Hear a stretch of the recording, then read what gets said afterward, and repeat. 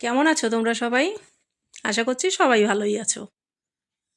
আজকে নিয়ে এসেছি পেঁয়াজকালি চচ্চড়ি। ঠান্ডার সিজন, পেঁয়াজকালিটা বেশ পাওয়া যায়, তবে দিল্লিতে কিন্তু কম পাওয়া যায় বন্ধুরা। তাহলে আজকে পেঁয়াজকালির চচ্চড়ি করব। আলু বেগুন দিয়ে পেঁয়াজকালির চচ্চড়ি। তাহলে বন্ধুরা চলো সাথে থেকো, ভিডিওটা প্রথম থেকে শেষ অবধি দেখতে থেকো। আমি রাধা, তোমরা সবাই দেখছো Delhi Bengali kitchen one and blog.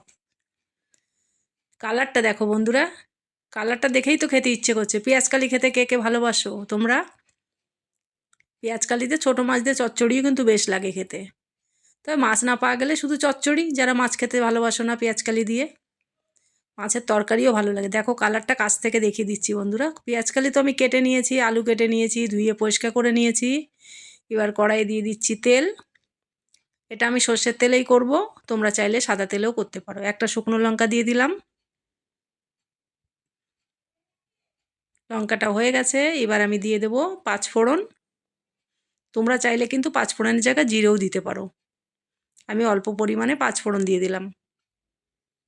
পেঁয়াজকালি আলুটা কেটে আমি আগের থেকে রেখে দিয়েছি। বেগুনটা কাটিনি, বেগুনটা আমি পরেই কাটবো।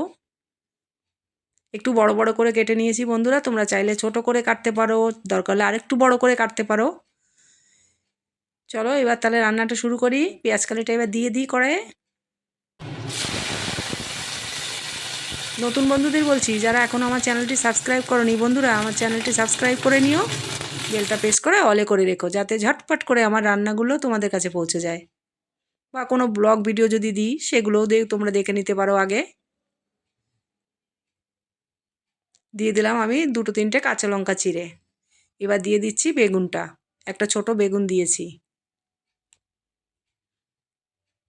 এর ভিতরে ডালি বড়িও ভালো লাগে খেতে, তবে যারা যারা ভালোবাসো ডালি বড়ি দিয়ে, আমার অত ভালো লাগে না ডালি বড়ি দিয়ে, তাই আমি এমনিই করছি।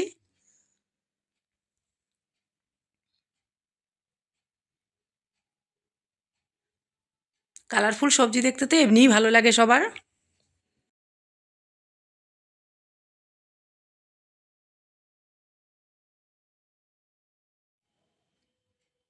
দিয়ে দিচ্ছি স্বাদ মতো নুন, আর 1 চামচ দিয়ে দেবো হলুদ।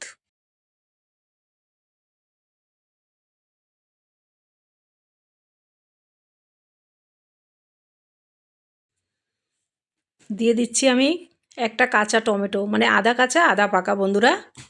এটা দিলে বেশ লাগে খেতে, একটু চটপটি হালকা একটু টক টক ফ্লেভার হয়।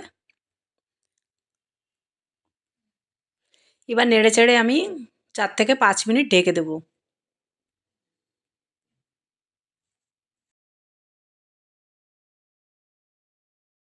পেঁয়াজকালির চচ্চড়ির মধ্যে কোনো মশলা দেওয়ার দরকার নেই বন্ধুরা। পেঁয়াজকালিতে আলাদা একটা ফ্লেভার আছে, ওর নিজের ফ্লেভারটাই বেশ লাগে খেতে, তবে তোমরা চাইলে দিতে পারো।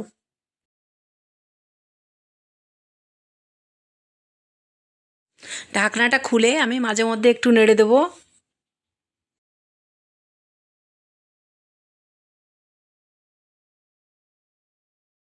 এইসব কিন্তু বন্ধুরা খুব তাড়াহুড়ো রান্না নয়, এগুলো ধীরে সুস্থে আস্তে আস্তে করে রান্না করতে হয়, তবেই খেতে ভালো লাগে। আর পেঁয়াজকলি বা সবজি যেগুলোই আছে সফট হয়ে যাবে।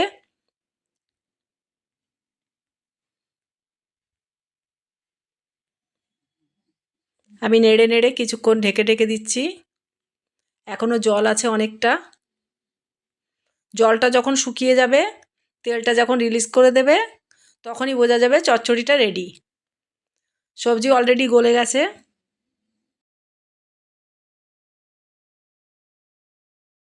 বন্ধুরা তোমাদেরকে বলছি, তোমরা কোথা থেকে আমার ভিডিওটা দেখছো প্লিজ একটু কমেন্ট করে জানিও, আমার খুব ভালো লাগবে তোমাদের কমেন্ট পেয়ে।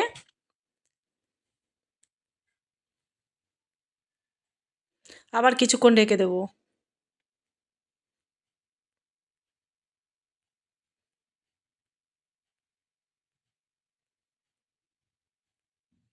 দেখো কালারটা তোমাদের দেখিয়ে দিচ্ছি বন্ধুরা, কতটা সবুজ কালার।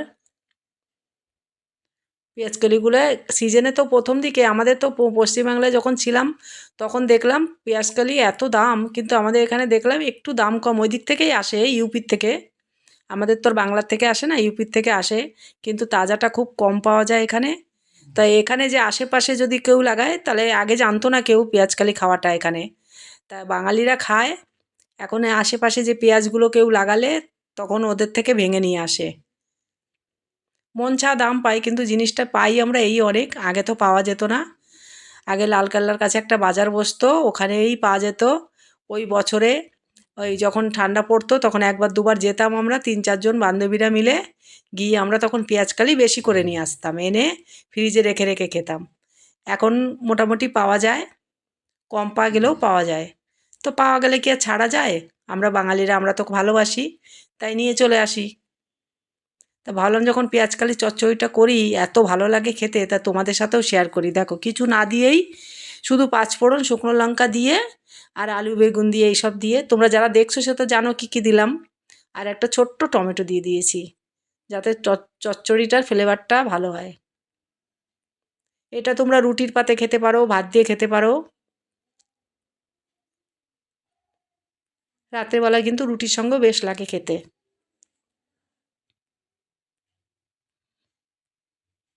আরও কিছুক্ষণ ঢেকে দেবো।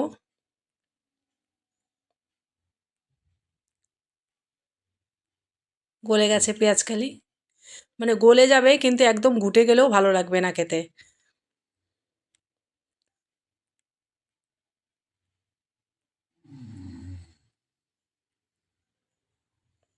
চলো এবার নামিয়ে দেখাচ্ছি, হয়ে গেছে পেঁয়াজকালিটা।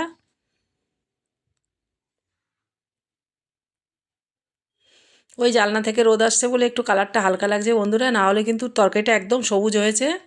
তোমাদের নামিয়ে আমি দেখাচ্ছি। আমি তো পেঁয়াজকালি খুবই ভালোবাসি খেতে। দেখো,